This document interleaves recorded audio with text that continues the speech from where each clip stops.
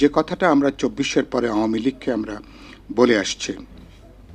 আওয়ামী লীগ অনেক কথা বলছে, কিন্তু এখনো পর্যন্ত ১৫-১৬ মাস পার হয়েছে, এখনো কোনো দায় স্বীকার নেই, অনুশোচনা নেই। এখনো মুক্তিযুদ্ধের পরে সবচেয়ে বড় যে হত্যাকাণ্ড, এখনো আওয়ামী লীগের ব্যাপারে কোনো ক্ষমা প্রার্থনা পর্যন্ত নাই।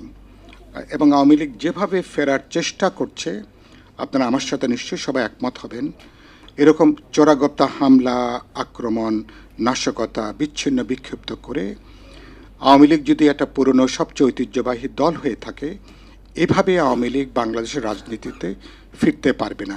বিশ্ব ইতিহাস কথা বলছে না। আমাদের বাংলাদেশের যে ইতিহাস ঐতিহ্য, সেটাও কথা বলছে না।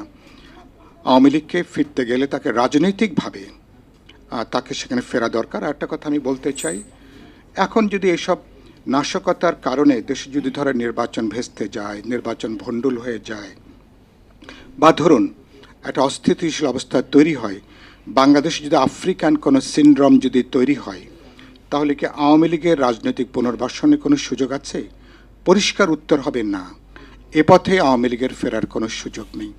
বরং যদি নির্বাচন হয়, এবং যেদিন আমরা গণভোট নির্বাচন একই দিনে হবে, ভবিষ্যতে একটা রাজনৈতিক সরকার যদি দেশ পরিচালনার দায়িত্ব নেয়, সেই সমাজে আইসিটি ট্রাইব্যুনাল যাদের নামে মামলা নাই, ফৌজদারি কোনো অপরাধের মামলা নাই, আওয়ামী লীগের কর্মী, সমর্থক, ভোটারেরা যারা আওয়ামী লীগ করতে চান, তারা কিভাবে ভবিষ্যতে একটা বহুত্ববাদী একটা রাজনৈতিক সমাজ, একটা ইনক্লুসিভ সমাজ যেটা আমরা তৈরি করতে চাই আগামী 10, 20, 50 বছরের জন্য, সেই ডিসকোর্সে আওয়ামী লীগ কীভাবে ফিরবে এবং কিভাবে একটা রিকনসিলিয়েশনের প্রক্রিয়ার মধ্য দিয়ে তারা আসতে পারেন, এটা একটা গুরুত্বপূর্ণ আলোচনা।